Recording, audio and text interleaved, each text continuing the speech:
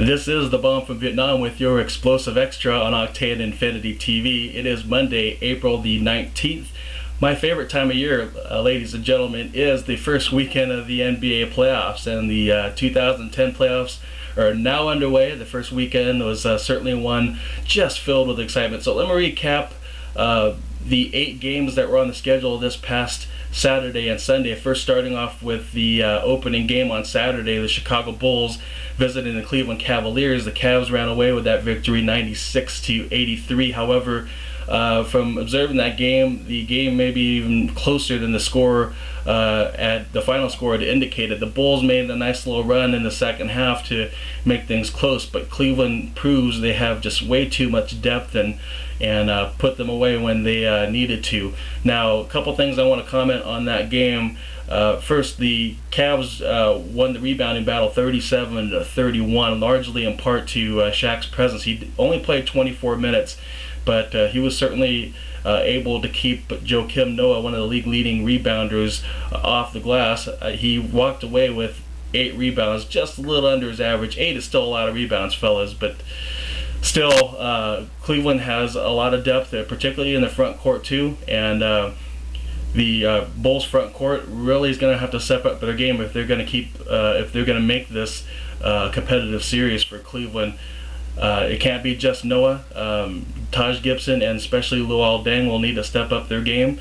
Same with Hakeem Warwick, who only played 8 minutes, so he didn't get a rebound at all. So he's going to definitely need to get in there and do some work. Now, the backcourt for Chicago in particularly played a lot of minutes. Derrick Rose had a near triple-double, and I expect him to do the same as the Bulls remain in the playoffs. But he and both Kirk Heinrich had 43 and 44 minutes apiece. Don't know how much longer they can go, but Vinny Del Negro is going to have to play his best players if they're going to win a game. Game 2, I don't expect to be any different. In fact, I think the Cavaliers will probably try to blow this team away early in Game 2. Look out for that. Next up on the Saturday schedule was the Milwaukee Bucks visiting the Atlanta Hawks. Now, I predicted the Hawks would win this series against Milwaukee, and they walked away with a victory in Game 1, so they're one step closer to attaining that. But a few things about that series, as I mentioned in my previews, that Brandon Jennings, the rookie point guard out of Milwaukee, was gonna excite a lot of people, and sure enough, he did just that, scoring 34 points. However, I did not expect his counterpart in Atlanta, Mike Bibby, to do so well. He was nearly perfect from the field in that game, and certainly Jennings still outdueled him in that matchup, but you just didn't expect Bibby to do so well. Now, the rest of the Hawks, they're absolutely great as well. Josh Smith, 10 rebounds. Joe Johnson passing in the ball, distributing, scoring 22 and had 5 assists. Milwaukee's going to have to step up their defense, and Jennings knows that. The rest of the team knows that. So hopefully we'll see something a little closer in Game 2, but the Hawks win this game 102-92. The third game on the schedule was a wild one in Boston. The Celtics hold off the Miami Heat 85-76.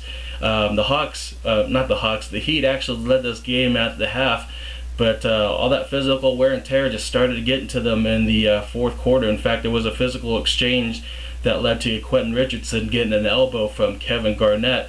I'll have to watch that replay over and over again, but as a result of that elbow, Kevin Garnett has been suspended for Game 2. The Heat will definitely need to take advantage. Udonis Haslem, Jermaine O'Neal, those guys are going to have to be, they're going to have to expect it. Coach Spoelstra will have to expect big games for them to take advantage of that absence.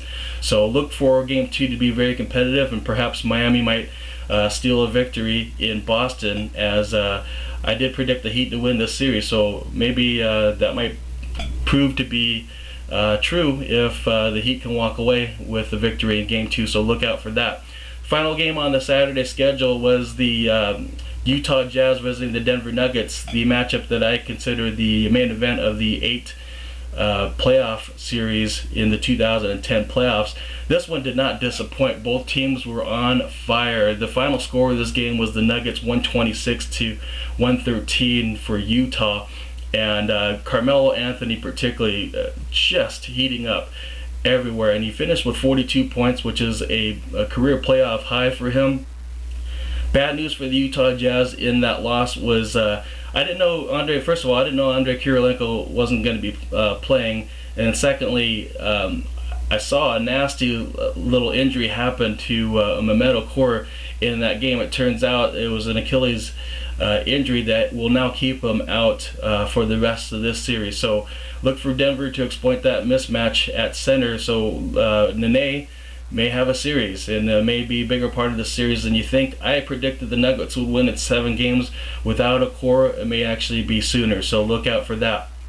Yesterday, Sunday, April the 18th, there were 4 games on that schedule as well, starting out with the Oklahoma City Thunder with their first appearance in the NBA playoffs since moving from Seattle, visiting Los Angeles to take on the Lakers. Now, I didn't mention this in any of my previews, but I have predicted them to win it all in the preseason, and I still stick to that to this very day. The Thunder is certainly a good team. It's a 50-win team, and the youngest team in the NBA. It's got a lot of fight to them. The Lakers actually won this game in single digits, the 87 to 79. So if this tells you anything, Kevin Durant leads the league in scoring, and the Thunder does have a potent offense. So for the Lakers to hold them not only under 100 but under 80 points says a lot about that Phil Jackson defense. And Durant still got his 24 points, and so did Darren Collison. Not Darren Collison. What am I thinking? Don't make that mistake again, John. It's it's Russell Westbrook, and he actually finished with 22 in that game as well. And I said in my preview that was an advantage, a mismatch at the point guard position that the Thunder will definitely need to rely on to actually win games in this series. Who knows what's going to happen in game 2? No injuries took place in this game, but I do expect the Thunder to score more than 79 points, so we'll see what happens. The second game was the Charlotte Bobcats visiting Orlando, the Magic winning that game 98 to 89. Could have been a closer game. Dwight Howard picked up his 5th foul really early in the 4th quarter, but the Magic got a great game unexpectedly. I certainly didn't expect it out of Jameer Nelson, who finished with 32 points and 6 assists. So great game for him. Orlando wins game 1, and I expect they'll win game 2 as well. Game number 3 on the Sunday schedule was the San Antonio Spurs visiting the Dallas Mavericks. The Spurs was my preseason pick to make it to the NBA Finals. Actually, I do need to revise something because I lied to you just a second ago about the Lakers winning it all. I actually predicted San Antonio to make it to the NBA Finals. So I'm going to eat my words on that one. But I also predicted the Spurs, given their current situation, which really isn't really much to tell because they have a healthy squad right now, but they've been inconsistent for most of this year. I still predicted them to beat Dallas in this series. However, they do lose game 1, 100 to 94. Big game out of Dirk Nowitzki, 36 points from him. Jason Kidd, a brilliant passer, as always, led the Mavs with 11 assists, a game high. Now, what I didn't expect was a rebounding game out of their starting center, Eric Dampier. He got his 12 boards in a game that certainly was competitive. The Spurs only losing that game by 6, but I think they'll bounce back in game 2, so time will tell.